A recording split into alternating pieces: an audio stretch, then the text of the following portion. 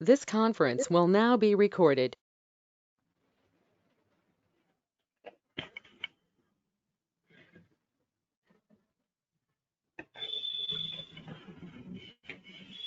Good morning.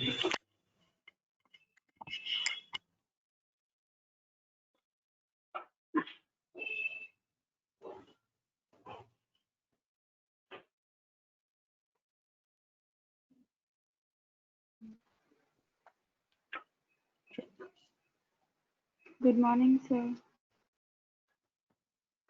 अच्छा, ठीक है। फिर आज का टॉपिक हमारे लिए दो टॉपिक हो गए हैं, रेवेन्यू पॉलिसीज और उपनिवेशवाद के चरण। तीसरा टॉपिक भी हो गया है कृषि का व्यवसायीकरण। आज हम दो टॉपिक और तैयार कर लेते हैं। हस्तशिल्प का पतन,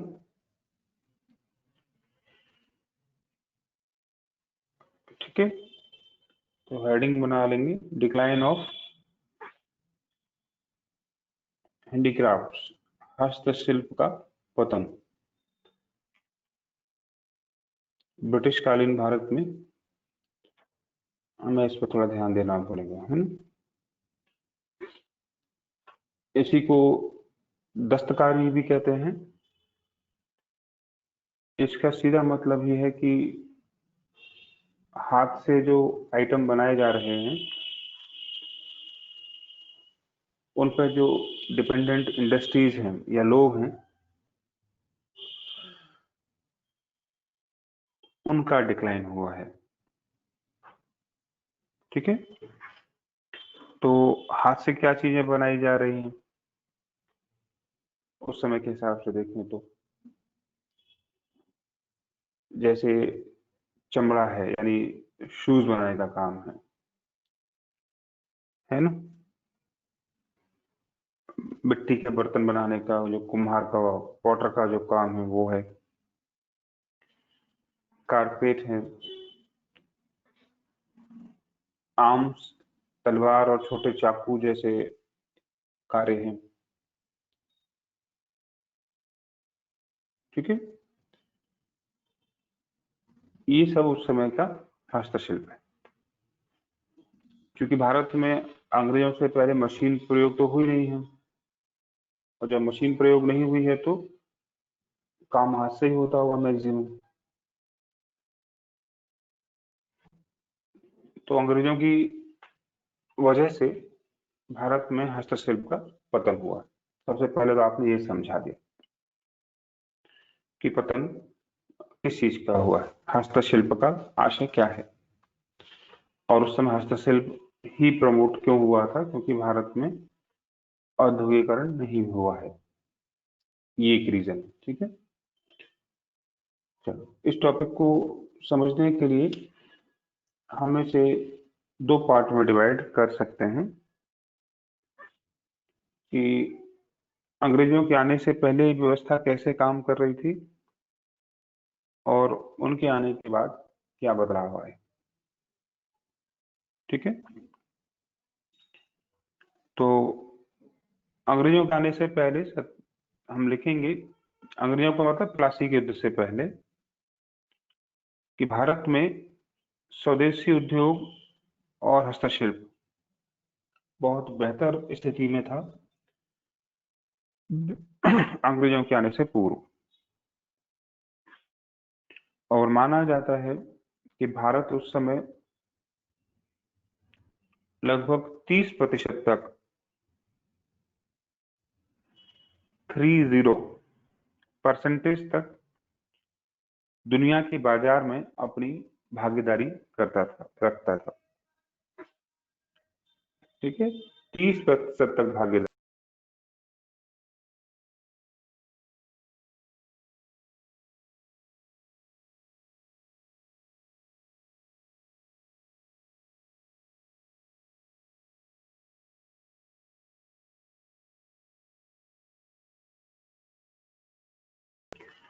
ठीक है। तो ये वस्तुएं अच्छी भी होती थी, इसलिए इनकी मांग भी पूरी दुनिया में रहती थी। और भारत का जो निर्यात था वो काफी अच्छा था।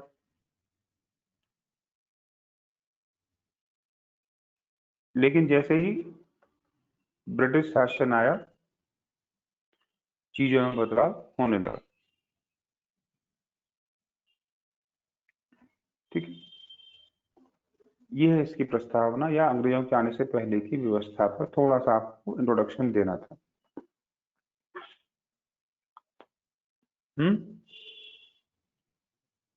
अब आगे दिखाएंगे, जैसे ही ब्रिटिश आए, उनकी नीतियों की वजह से हमारा ग्रामीण और शहरी दोनों ही प्रकार का हस्तशिल्प क्या हुआ, को हानि पहुंची।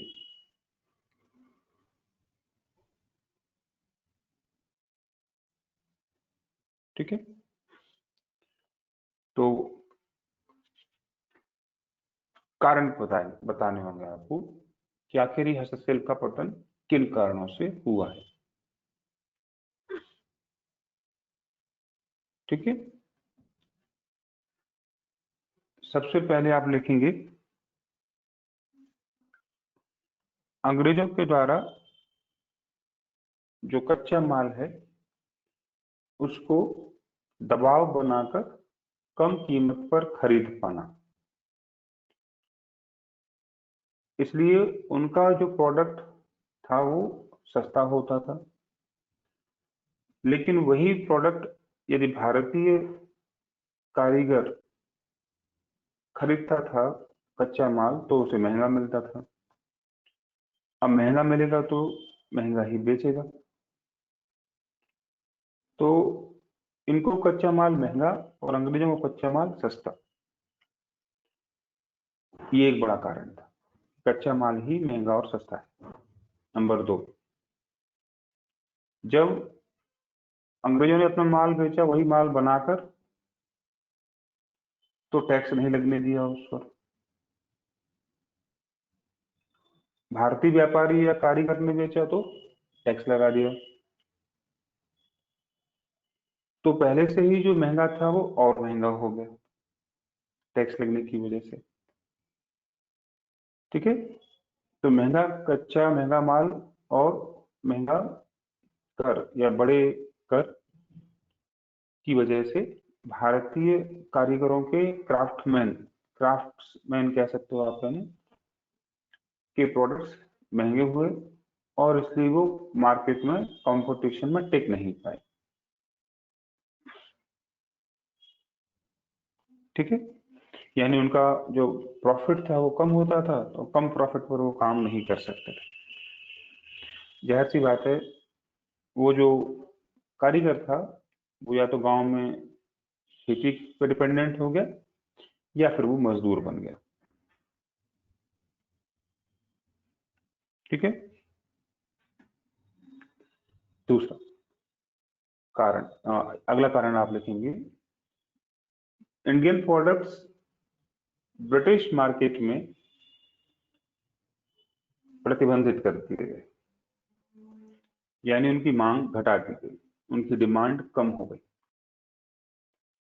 उदाहरण के लिए आप एग्जांपल देंगे कि इंग्लैंड की एक महिला के पास जब भारतीय रूमाल मिला, भारत में बना हुआ रूमाल मिला, तो उस पर 200 पाउंड का जुर्माना लगा दिया, पेनल्टी लगा दी, 200 पाउंड। कहने का मतलब, भारतीय प्रोडक्ट्स, इंडियन प्रोडक्ट्स के लिए मार्केट अवेलेबल नहीं है, जो कि पहले अवेलेबल हुआ करते थे। ठीक है, तो अपना मार्केट महंगा पड़ रहा है और बाहर के मार्केट में बेचने ही नहीं देंगे, ऑटोमेटिकली उसकी डिमांड धीमे धीमे कम हो जाएगी, खत्म हो जाएगी। ठीक है, तीसरा, इंडियन जो क्राफ्टमैन हैं उनको अंग्रेजों से पहले राजाओं की तरफ से भी मदद मिलती थी, आपने मध्यकाल में मिडिवल इंडिया में देखा, फिरोज शाह तुगलक ने फैक्ट्रीज लगाई और डेवलपमेंट वर्क किए।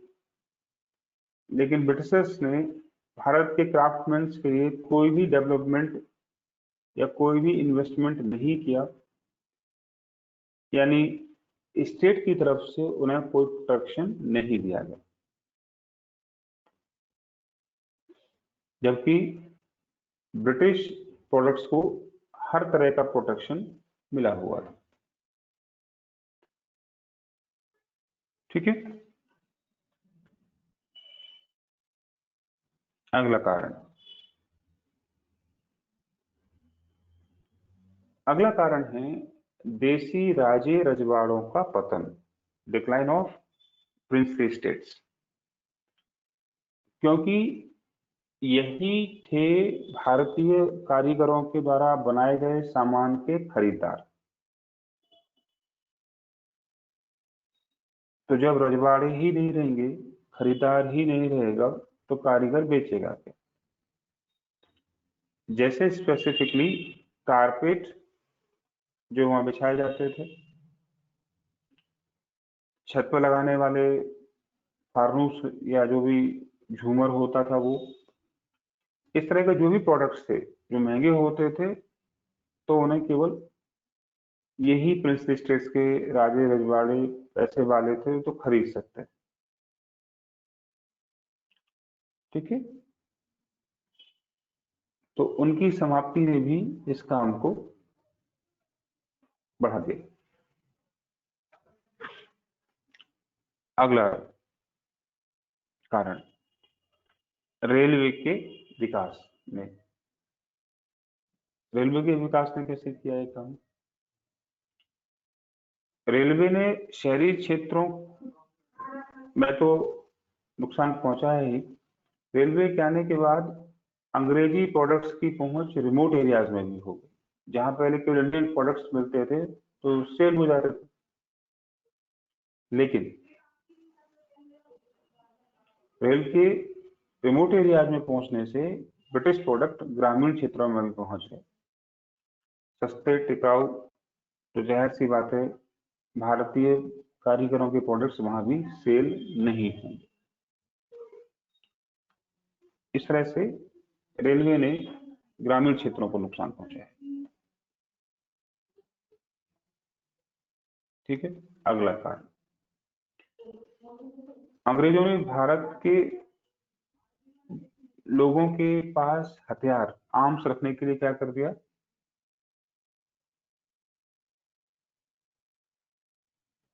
प्रतिबंध लगा दिया। इंडियन लोग आर्म्स नहीं रख सकते थे।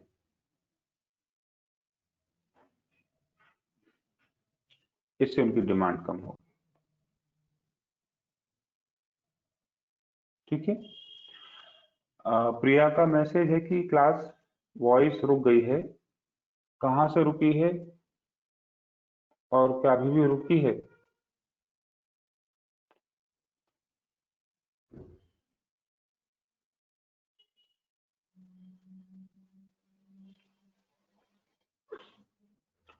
अभी भी आवाज नहीं आ रही है क्या?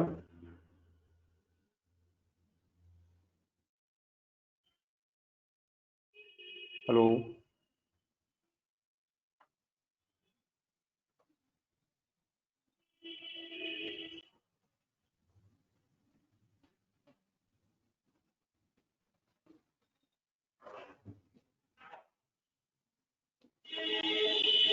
हेलो। चलिए ठीक है, ज्योति का मैसेज आ गया है कि वॉइस आ रही है। अगर नहीं आ रही है तो बता देना। ठीक है,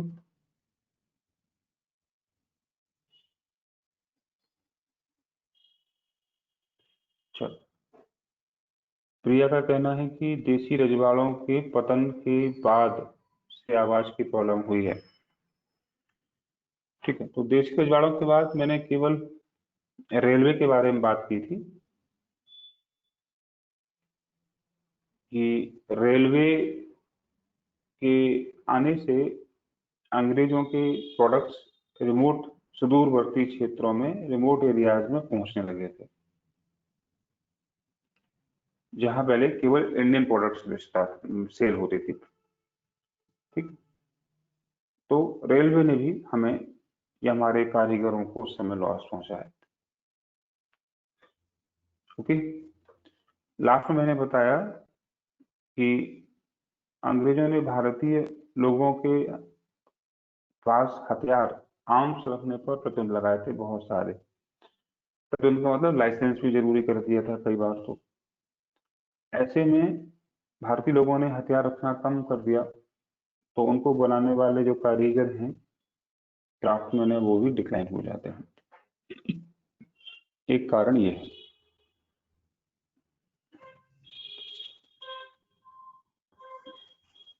ठीक है,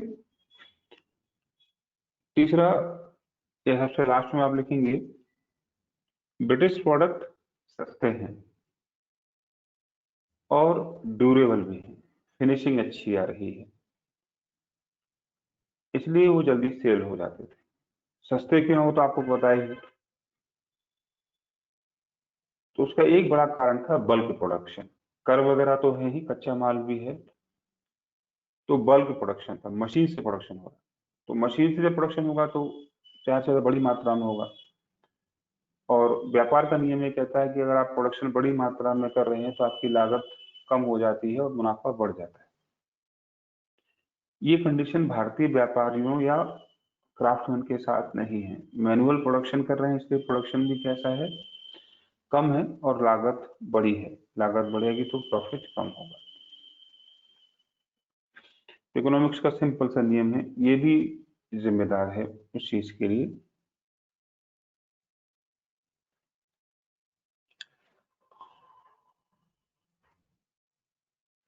एक कारण और लिखेंगे, अंग्रेजों ने भारत को हमेशा कृषि प्रधान राज्य या देश बनाने की कोशिश की, एग्रीकल्चर बेस्ड इकोनॉमी ही मेंटेन करने का प्रयास, क्योंकि एग्रीकल्चर ही उन्हें कच्चा माल दे सकता था।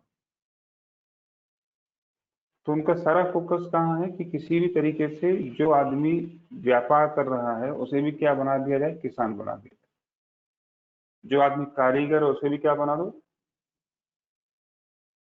उसे भी किसान बना दो, है ना।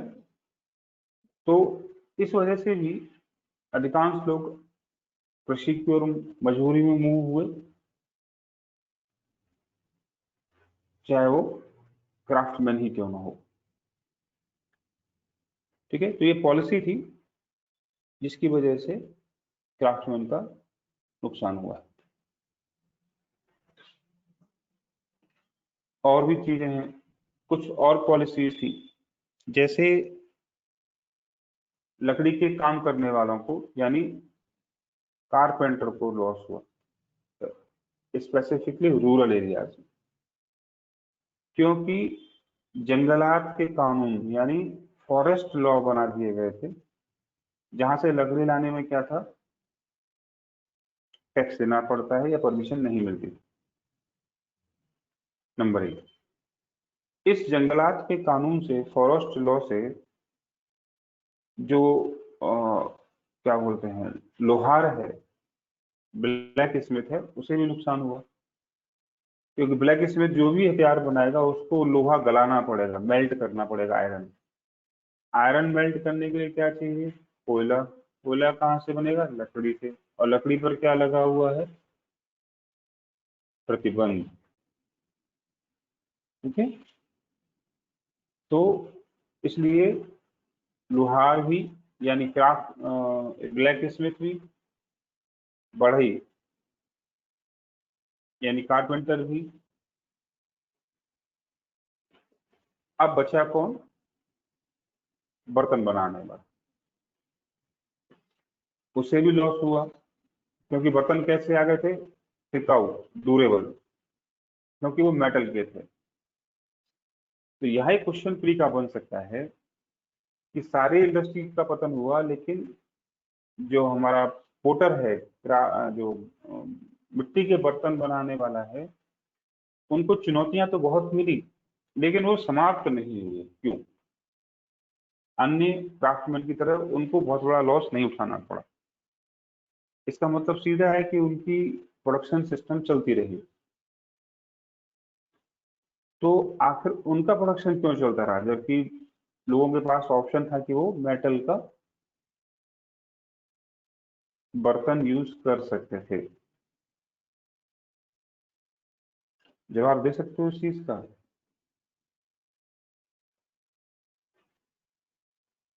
ठीक है, दो कारण थे इसके लिए। पहला कारण था कि अंग्रेजों के द्वारा जो यूटेंसिल्स हैं वो धातु के होने के कारण से महंगे थे। ठीक है, मिट्टी का बर्तन सस्ता पड़ रहा था, क्योंकि मिट्टी तो ऑलमोस्ट फ्री मिल रही थी, तो लागत कच्चे माल के रूप में कुछ खास थी नहीं, केवल उसे बनाने में और पकाने में ही जो लागत लग रही थी वो थी। दूसरा, हमारे जो रिचुअल्स थे उस समय, आज भी, तो हर रिचुअल्स में घड़ा, दीपक जो वो बनाता था वो यूज होते थे। तो यहाँ हमारे रिचुअल्स ने उस पोटर को, घड़े बनाने वाले को, मिट्टी के बर्तन बनाने वाले को बचा लिया। ठीक है, लेकिन फिर भी हम दिखेंगे कि चैलेंजेस यहाँ भी दिखाई देते हैं, क्योंकि उसे भी तो लकड़ी चाहिए बर्तन को पकाने के लिए, और लकड़ी पर बैन लगा हुआ है, ये नियम बने हैं बहुत हार्ड। चैलेंजेस आए, लेकिन फिर भी वो सरवाइव कर गया। ये हैं भारत में हस्तशिल्प के और विभिन्न प्रकार के क्राफ्ट्स का डिक्लाइन। तो कई सारे क्राफ्ट आ गए इसमें, और उनके डिक्लाइन का रीजन भी आपके सामने है। ठीक है, अब इन डिक्लाइन का कंसिक्वेंसेस क्या है? ठीक है, तो एक चैनल बन गया है। ब्रिटिश राज के कंसिक्वेंसेस में से एक कंसिक्वेंसेस है क्राफ्टमैन का डिक्लाइन, पतन। अब हम क्राफ्टमैन के डिक्लाइन का भी कंसिक्वेंसेस देख रहे हैं, और हमें लिखना पड़ेगा कि इसका परिणाम क्या हुआ। इसके परिणाम जाहिर सी बात है नकारात्मक ज्यादा थे, सकारात्मक पॉजिटिव कम है। इसके बावजूद आप इसे लिख लेंगे कि नेगेटिव इम्पैक्ट क्या है। जाहिर सी बात है बेरोजगारी बढ़ेगी, अनएम्प्लॉयमेंट, और कृषि पर, एग्रीकल्चर पर दबाव बढ़ेगा, नंबर एक। और नंबर दो, लेबर क्लास पैदा होगी, क्योंकि जो क्राफ्टमैन है वो जिंदा तो रहेगा ही किसी तरीके से, खेती है नहीं तो क्या करेगा, फिर वो मजदूरी करेगा।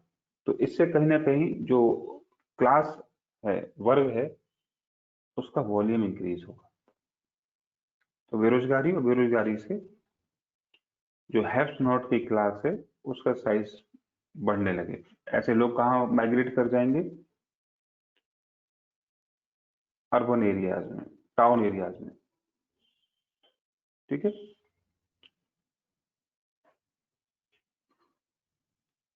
जैसा मैंने कहा, अगला इम्पैक्ट एग्रीकल्चर पर बर्डन बढ़ेगा, यानी हिडन बेरोजगारी, प्रच्छन्न बेरोजगारी आपको यहाँ दिखाई देगी।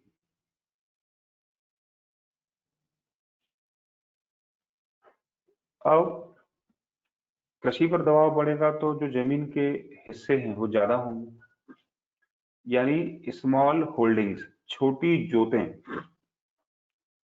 सामने आएंगी। स्मॉल होल्डिंग समझ गए ना? क्योंकि अब मैक्सिमम लोग खेत पर निर्भर हैं, तो हर आदमी अपना खेत का हिस्सा चाहेगा, और स्मॉल होल्डिंग खेती के लिए वैसे भी हानिकारक है। छोटी जोतें लागत बढ़ा देती हैं। आप ध्यान दो, कंसिक्वेंसेस से कंसिक्वेंसेस पैदा हो रहे हैं।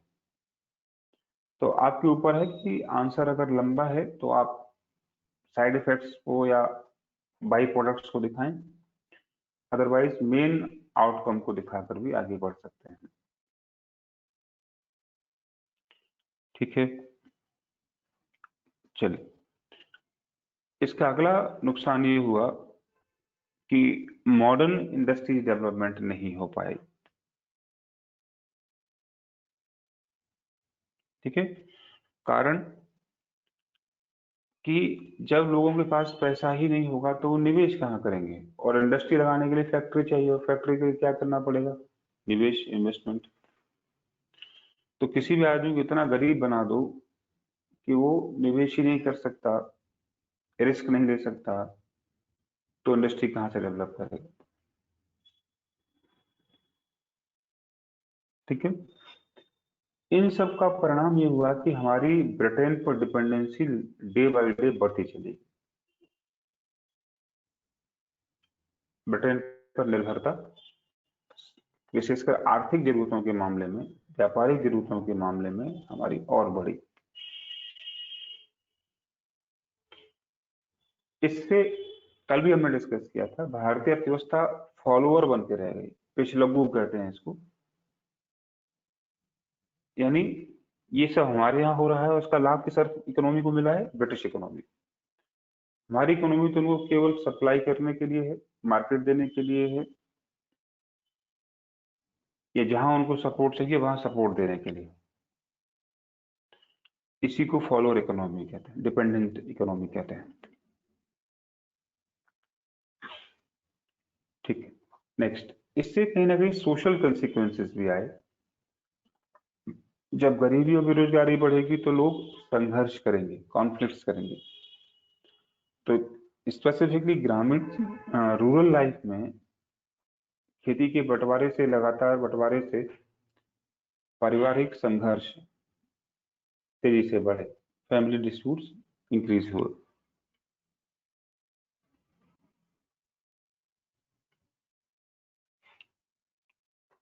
ठीक, ये हैं निगेटिव इम्पैक्ट्स। एक इम्पैक्ट और भी है, वो हम आगे देखेंगे,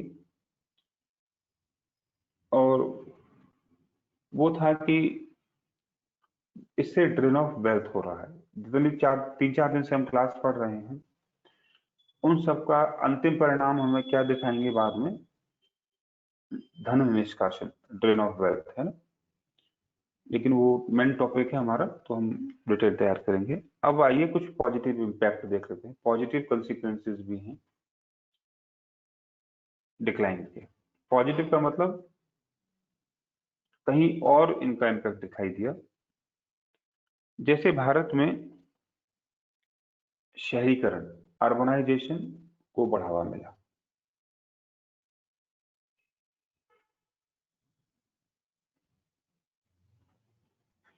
ठीक, क्योंकि लोग, जिसके पास जमीन नहीं है वो कहाँ भागेगा, यह है भी तो इतनी छोटी है कि सबका पालन पोषण नहीं हो सकता, तो कुछ लोग शहर भाग जाएंगे।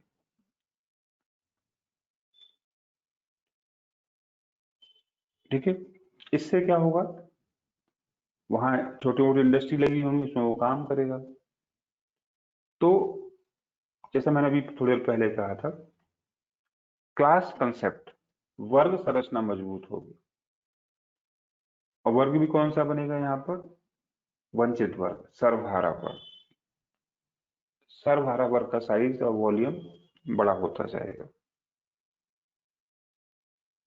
और बाद में इन्हीं लेबर क्लास ने अपने आप को ऑर्गेनाइज किया, ट्रेड यूनियन बनाए। ट्रेड यूनियन का मतलब श्रमिक संघ बनाए, और भारत की आजादी में भी योगदान दिया। कहने का मतलब होगा, ये लोग गांव में रहते तो उतना सपोर्ट गांधी के मूवमेंट्स को या बाकी मूवमेंट्स को नहीं कर पाते। अगला, जो हमारा क्राफ्टमैन है, उसके डिक्लाइन ने गांव और शहरों के कनेक्शन को इस्टेब्लिश कर दिया। क्योंकि अभी तक गांव और शहर कैसे हैं, सेल्फ इंडिपेंडेंट आइडेंटिटीज थी, लेकिन इस डिक्लाइन ने दोनों को मिच्योर कर दिया, दोनों को कनेक्ट कर दिया, जिसके कई कारण हो, कई फैक्टर हैं। जैसे लेबर क्लास गांव से शहर जा रही है, शहर से वापस गांव आ रही है, ये भी कनेक्शन था। दूसरा, शहरों के मॉडर्न प्रोडक्ट्स ट्रेन के माध्यम से, कम्युनिकेशन के माध्यम से कहाँ पहुंच रहे थे, ग्रामीण क्षेत्रों में, तो हम कह सकते हैं कि कैपिटलिस्ट इकोनॉमी का रीच हमें वहां दिखाई देता है, पहुंच दिखाई देती है। और इसका फायदा हमें ये मिला कि गांव के लोगों में भी थोड़ी बहुत इंटरप्रेन्योरशिप पैदा होगी। ठीक है, तो गांव और शहरों की जो दूरियां थी वो यहाँ इकोनॉमी के मामले में भी, सोशल इश्यूज में भी कम हो रही है।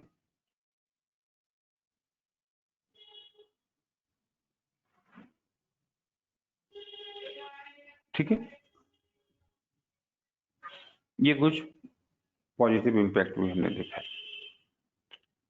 तो आज का टॉपिक पहला कंप्लीट हुआ, क्राफ्टमैन और उनका डिक्लाइन कैसे हुआ और उनके कंसिक्वेंसेस क्या हैं, ये भी आपने देख लिया। ठीक है, यहाँ तक चलिए।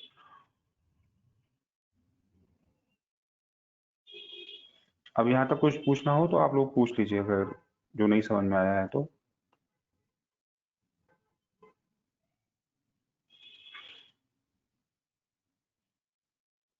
समझ में आया सब कुछ, इसका मतलब।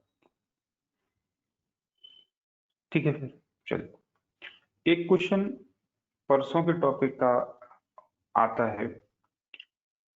परसों टॉपिक आपने पढ़ा था रेवेन्यू पॉलिसीज, भू राजस्व नीति का, है ना। तो क्वेश्चन बनता है कि British revenue policies and rural class structure, British भू राजस्व व्यवस्था और ग्रामीण वर्ग संरचना। ठीक है, तो 2-3 दिन की चर्चा के बाद अब ये प्रश्न आप आंसर कर सकते हो। तो देख लेते हैं एक बार इस टॉपिक की ड्राफ्टिंग कैसे करेंगे आप, इसका ब्लूप्रिंट कैसे तैयार करेंगे आंसर का। तो सबसे पहले बताएंगे कि ग्रामीण वर्ग संरचनाएं क्या हैं, क्या होती हैं। क्योंकि रेवेन्यू पॉलिसी तो आप पढ़ चुके हो, तो उसे समझाने की जरूरत मुझे नहीं है, लेकिन आप जब आंसर लिखोगे थोड़ा सा समझाओ। तो सबसे पहले British revenue policies in short समझाओ, तीनों का नाम लिख दो उसमें, मालगाड़ी, रैयतवाड़ी और स्थायी बंदोबस्त। ठीक है, प्रिया का क्वेश्चन है कि इस आंसर में क्या क्या समझाना है, तो फिर समझ लें सब लोग।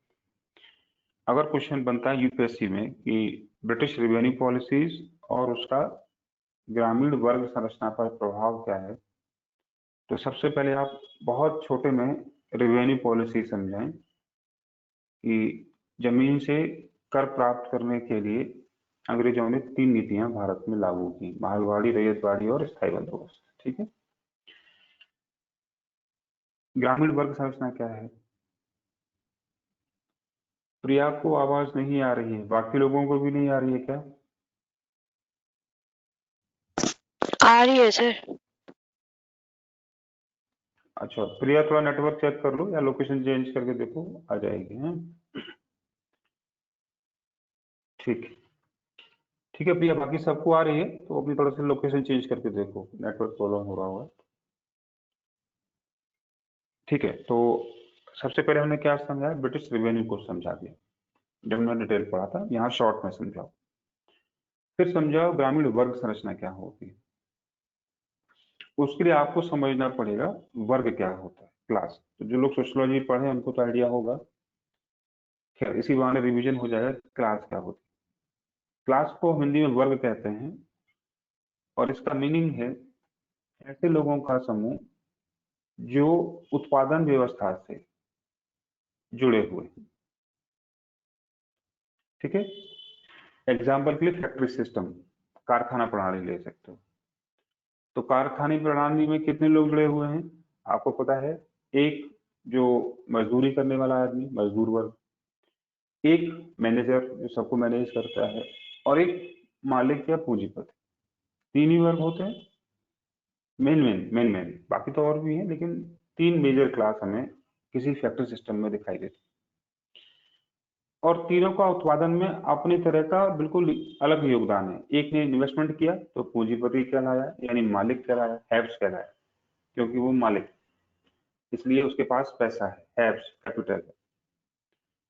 जिसके पास पैसा नहीं है, यानी जो केवल लेबर करता है, हैव्स नॉट, सर्वहारा, वो है मजदूर। ठीक। और तीसरा है इन दोनों के बीच का आदमी जो है, जिसको हम ब्लू कॉलर कहते हैं, मैनेजर टाइप के लोग हैं। ठीक है। तो उत्पादन से जो लोग जुड़े होते हैं वो अलग अलग स्तरों पर जुड़े हुए होते हैं, और हर स्तर के लोगों को एक वर्ग कह सकते हो आप। ऐसा कार्ल मार्क्स का मानना था। ठीक है। तो अब बात करते हैं ग्रामीण वर्ग संरचना। तो ग्रामीण वर्ग संरचना कैसे बनेगी? जमीन से बनेगी। भाई वहां प्रोडक्शन किस चीज से करोगे? वहां तो फैक्ट्री है नहीं ना। तो वहां प्रोडक्शन के नाम पर क्या है? लैंड है। तो लैंड अगर है तो दो लोग होंगे वहां पर, एक जिसका कब्जा है जमींदार, एक जिसका कब्जा नहीं है वो किसान मजदूर। लेकिन वो भी कब बनेंगे? जब लैंड प्राइवेट प्रॉपर्टी बनेगी। और आपको मैंने बताया था भारत में लैंड प्राइवेट प्रॉपर्टी कब बनी, कब पहली बार रजिस्ट्री खसरा खतौनी प्रयोग हुए? जब आपने स्थायी बंदोबस्त का प्रयोग किया। इससे पहले भारत में जमीन निजी नहीं होती थी, राज्य के पास राजा की जमीन होती थी। अंग्रेजों ने कहा कि जमीन तो हमारी ही है, लेकिन हम आपको क्या कर रहे हैं, इसकी मालिकाना हक दे रहे हैं। ठीक है। तो जैसे ही रेवेन्यू पॉलिसीज आई इंडिया में ब्रिटिशर्स के द्वारा, भारत में ग्रामीण क्षेत्रों में वर्ग संरचना का जन्म होने लगा, क्योंकि वहां उत्पादन का साधन जमीन थी जिस पर लोगों को खेती करनी होती थी। इस तरह से कितने वर्ग बनेंगे ग्रामीण क्षेत्रों में? 2 या 3? बताओ। सर 2। 2 बनने वाले, बिल्कुल ठीक है। कौन कौन से? हैव्स और हैव्स नॉट, संचित और वंचित। ठीक है। तो लेकिन आप यहां दिखाओगे कि इसके अलावा अंग्रेजों के आने से पहले भारत में वर्ग संरचना नहीं थी। ग्रामीण क्षेत्रों में क्या नहीं है? वर्ग नहीं थे। ठीक है। यद्यपि कुछ समूह दिखाई देते हैं, गिल्ड सिस्टम दिखाई देता है। जैसे बर्तन बनाने वाला कुम्हार पोटर है ना। कपड़े बुनने वाला स्पिनर है, जुलाहा जिसको कहते हैं। लकड़ी काम करने वाला बढ़ई भी है, कारपेंटर है, ज्वेलर है, सुनार है, ब्लैक स्मिथ है। ये भी प्रोडक्शन सिस्टम का हिस्सा है, लेकिन कभी ये क्लास नहीं बने। प्रोडक्शन सिस्टम में जुड़े हैं लेकिन क्लास नहीं। ठीक है।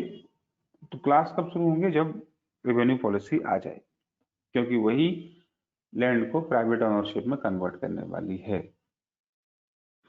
ठीक है। ये है आपका टॉपिक। तो वर्ग संरचना को आपको वहां नहीं समझाना है, आपको डायरेक्ट लिखना है। तो मैं आपको आंसर सीधा लिखा दे रहा हूं, है ना, कि ब्रिटिश पूर्व भारत में गांव या ग्रामीण क्षेत्र आत्मनिर्भर होते थे, सेल्फ डिपेंडेंट होते थे। सेल्फ डिपेंडेंट का मतलब एक गांव का आदमी अपनी इकोनॉमिक नीड्स को अपने गांव में ही पूरा कर लेता था मैक्सिमम टाइम। यानी शहरों से उनका कोई जुड़ाव इकोनॉमी के स्तर पर तो नहीं है बहुत ज्यादा। यानी वो आयात निर्यात जैसी कोई चीज नहीं करते। हस्तक्षेप क्या कर लेते हैं? बार्टर सिस्टम का यूज कर लेते हैं जरूरत पड़ने पर। ठीक है।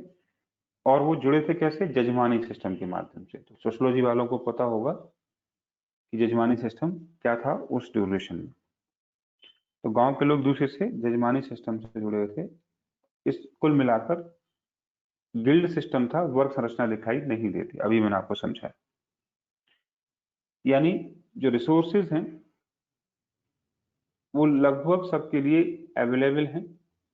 हाँ, ये अलग बात है कि जाति व्यवस्था के प्रभाव के चलते जो मैक्सिमम रिसोर्स हैं वो उच्च जातियों के हाथ में है, लेकिन फिर भी निम्न जातियां उससे वंचित नहीं है, परेशान नहीं, उनका शोषण नहीं हो रहा है। ठीक है। यह है अंग्रेजों के आने से पहले का भारत। आप लिखेंगे इसे। लेकिन जैसे ही ब्रिटिश राजस्व व्यवस्था या ब्रिटिश व्यवस्था भारत में गांवों में प्रवेश करती है, उसके प्रभाव हमें दिखने लगते हैं। ठीक है, तो प्रभावों को एक एक करके आप देख लें। सबसे पहले आप नकारात्मक प्रभाव ही देखेंगे।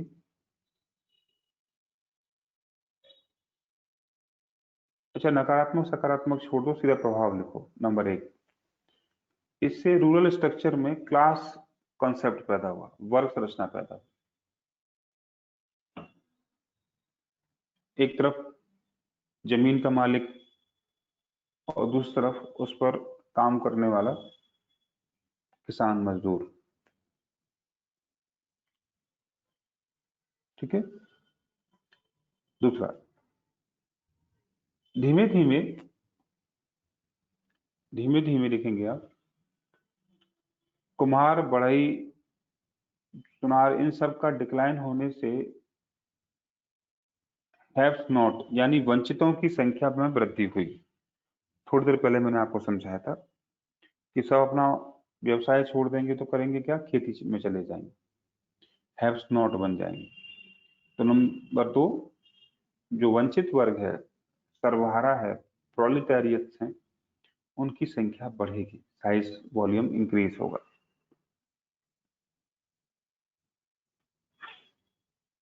ठीक है, तीसरा, इससे कुछ नए सब क्लास उपवर्ग पैदा होंगे, जैसे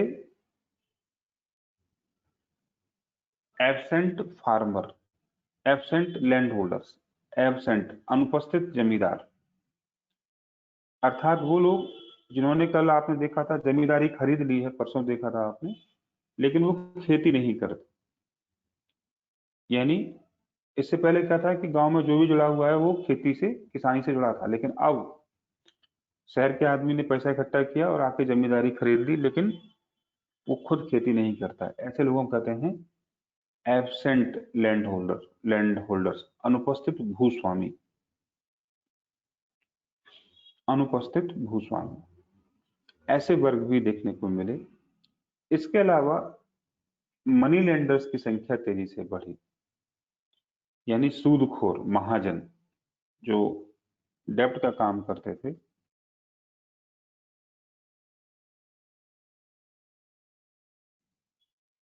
उनकी संख्या बढ़ी। ठीक है, तो कहने का आशय यह है कि इन पॉलिसीज के चलते ग्रामीण क्षेत्रों में भी वर्ग संरचना, क्लास स्ट्रक्चर धीमे धीमे शेप में आने लगी थी। और इसका उदाहरण है शताब्दी क्रांति।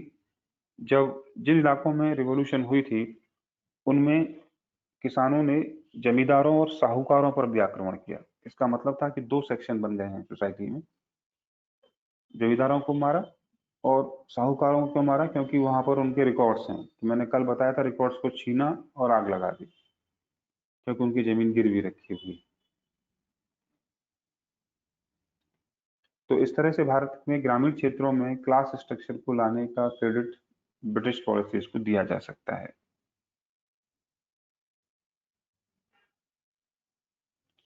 ठीक है, इससे प्रभाव क्या पड़े वो भी लिख लो। इस क्लास स्ट्रक्चर से नकारात्मक प्रभाव, पॉजिटिव नेगेटिव इम्पैक्ट ये था कि जो सोशल हार्मनी है, ग्रामीण समाजों में समरसता, समरसता का मतलब एक दूसरे के सुख दुख में भागीदारी करना, लड़ना नहीं, सहयोग करना, अब धीमे धीमे समाप्त होने लगा। कुल मिलाकर ग्रामीण संघर्षों में क्लास स्ट्रक्चर, क्लास कॉन्फ्लिक्ट्स, वर्ग संघर्ष देखने को मिला, वर्ग संघर्ष देखने को मिला। तीसरा, अगला नेगेटिव इम्पैक्ट है हैव्स नॉट वर्ग, यानी जो वंचित वर्ग है, सर्वहारा वर्ग है, वो कई प्रकार के शोषणों का शिकार हुआ। कई तरह के एक्सप्लॉयटेशन आए, जैसे आपने कल देखा अनपेड लेबर करना पड़ रहा है उसे, बॉन्डेड लेबर की संख्या बढ़ने लगी, यहाँ पर बंधुआ मजदूरी की।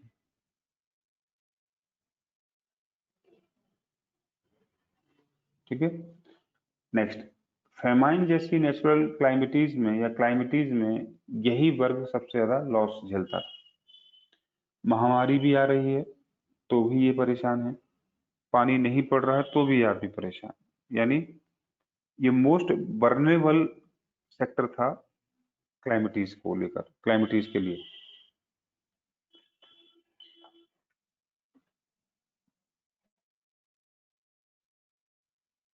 ठीक है, ग्रामीण क्षेत्रों में मजदूरी कंसेप्ट पैदा हुआ जो कि पहले नहीं होता था, लेबर कंसेप्ट पैदा हुआ कि जो आदमी टैक्स नहीं दे पाया उसकी जमीन छीन ली गई और वो अपनी जमीन पर क्या बन गया, वो लेबर बन जाता है।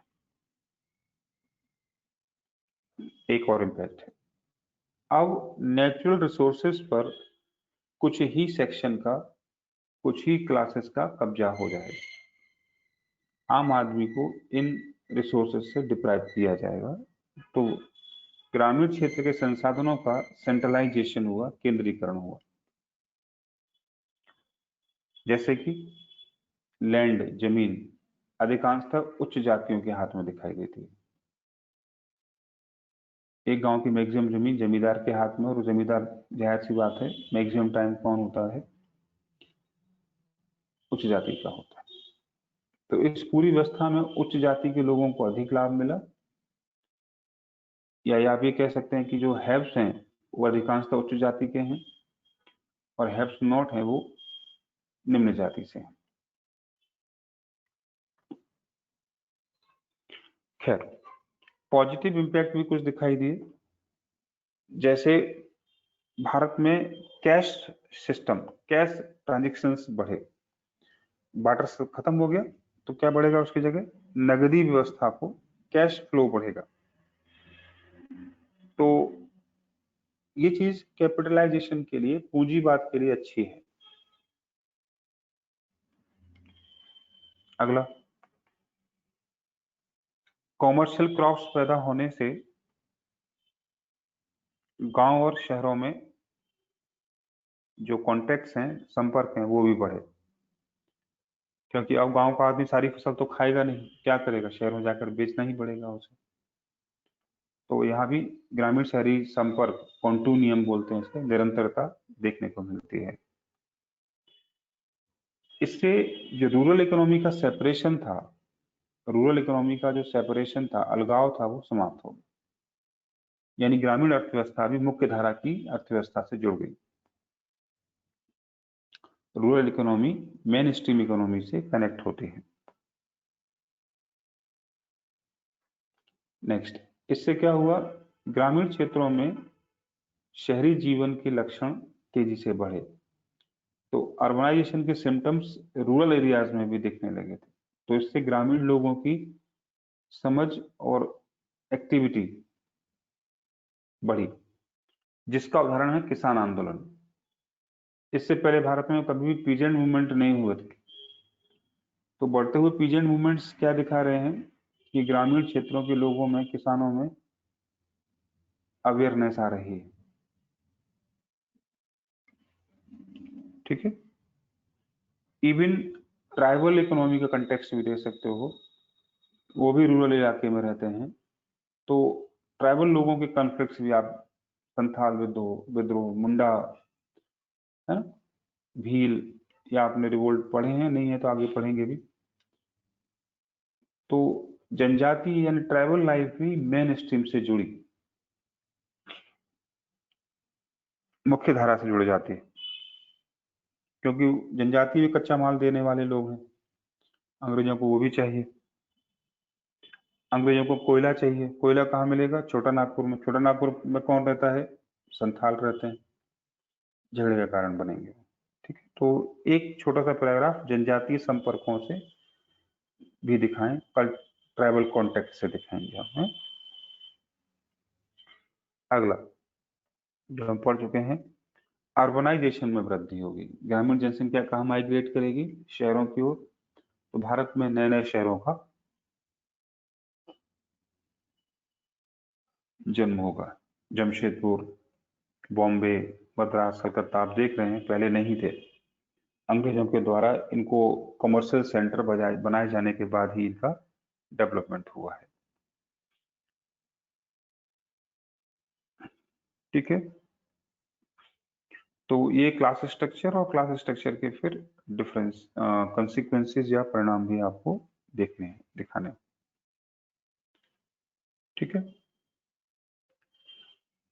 चलो तो आज एक टॉपिक और कंप्लीट हो गया आपका। अब एक टॉपिक लास्ट बचा है, इंडस्ट्रियलाइजेशन। ठीक है, तो मेन टॉपिक वही है, इकोनॉमिक पॉलिसीज। उस इकोनॉमिक पॉलिसीज में आपने कई टॉपिक तैयार किए, अब उसमें से एक टॉपिक आपके लिए है, लास्ट है, और वो है industrialization versus deindustrialization. Question बनता है कि भारत में औद्योगिकरण की शुरुआत किसने की? अंग्रेजों ने की। लेकिन कुछ लोग कहते हैं भारत में नहीं, बल्कि भारत में तो अंग्रेजों ने क्या किया है, इंडस्ट्रीज को बर्बाद करने का काम किया।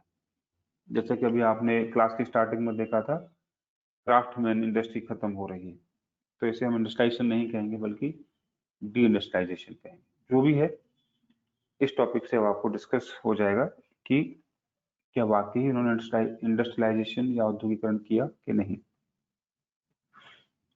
तो सीधे इसका जवाब लिख लें कि इंडस्ट्रियलाइजेशन का मीनिंग क्या होता है, आपको पता है। ब्रीफ में एक दो लाइन में खत्म करें कि जो प्रोडक्शन सिस्टम बड़े स्तर पर मशीनों के माध्यम से घर से बाहर किया जाने लगे, जिसमें एक्सपर्टाइज की जरूरत हो, बड़े निवेश की, इन्वेस्टमेंट की आवश्यकता हो, तब उसे हम इंडस्ट्रियलाइजेशन कहेंगे। ठीक है, और ये सारे लक्षण हमें ब्रिटिश कॉलोनियल पीरियड में दिखाई देते हैं, क्योंकि उससे पहले ग्रामीण अर्थव्यवस्था है, और ग्रामीण अर्थव्यवस्था में प्रोडक्शन बेसिकली कॉटेज है, कुटीर उद्योग है, डोमेस्टिक इंडस्ट्रीज हैं, जिनका साइज बहुत छोटा है और वहां कोई बड़ा इन्वेस्टमेंट दिखाई भी नहीं देता। ठीक है, वही दिखा देंगे कि कुछ लोगों को, जैसे दादा भाई नौरोजी जैसे लोगों का मानना है कि अंग्रेजों ने जो किया उसे औद्योगिकरण नहीं कहेंगे, बल्कि उसे वी औद्योगिकरण कहेंगे, डी इंडस्ट्रियलाइजेशन कहेंगे। कारण मैंने बता दिया, क्या जैसे वो कहते हैं कि ग्रामीण हस्तशिल्प का या शहरी हस्तशिल्प का, क्राफ्टमैन का जिस तरह से आपने डिक्लाइन किया है, तो जो चल रहा था आपने वो भी खत्म कर दिया। ठीक है, ये इंट्रो रहेगा हमारा। अब एक एक करके देखते हैं कि वाकई क्या था। सर हाँ प्रिया। सर इसी में ही जैसे ये राजाराम जैसे लोग थे, वो भी तो इनको सपोर्ट करते थे कि ब्रिटिशर्स उन्होंने को ठीक किया है। जैसे हाँ जी, जैसे दादा भाई नेहरू ने बोला कि इनका डिक्लाइन हुआ है। दो चीजें हैं इसमें। दादा भाई नौरोजी ने इंडस्ट्रियलाइजेशन का विरोध किया। उन्होंने कहा कि इन्होंने यहाँ इंडस्ट्रियलाइजेशन नहीं किया, पहली बात है ना, तो वो तो विरोध कर रहे हैं कि इन्होंने कुछ नहीं किया, लेकिन वो ये नहीं कह रहे कि विकास नहीं किया। बिल्कुल मान रहे हैं कि भारत के मॉडर्नाइजेशन में अंग्रेजों का योगदान है, लेकिन इंडस्ट्रियलाइजेशन में योगदान नहीं है। तो ये बात राजा राममोहन राय भी कह रहे हैं कि भारत को मॉडर्नाइज करने में ब्रिटिशर्स की एक बड़ी भूमिका जरूर है, बिल्कुल है। हमारा टॉपिक इंडस्ट्रियलाइजेशन से जुड़ा हुआ था, तो उस पर राजा राममोहन राय का कोई ऐसा वर्डिक्ट दिखाई नहीं देता। और उसका कारण भी स्पष्ट है, क्योंकि उस समय तक भारत में हुआ भी नहीं था कुछ ऐसा, इसलिए वो उस पर अपना कोई राय दे भी नहीं सकते, जिनकी वो राय थी भी नहीं इंडस्ट्रियलाइजेशन को लेकर। ठीक है ना। Yes sir. तो क्या था वो, मैंने पहले ही कहा, हम दोनों को पढ़ लेंगे। जो लोग कह रहे हैं कि विकास हुआ उनको भी, जो कह रहे हैं नहीं हुआ, तो हम खुद तय कर पाएंगे बाद में कि वाकई क्या हुआ।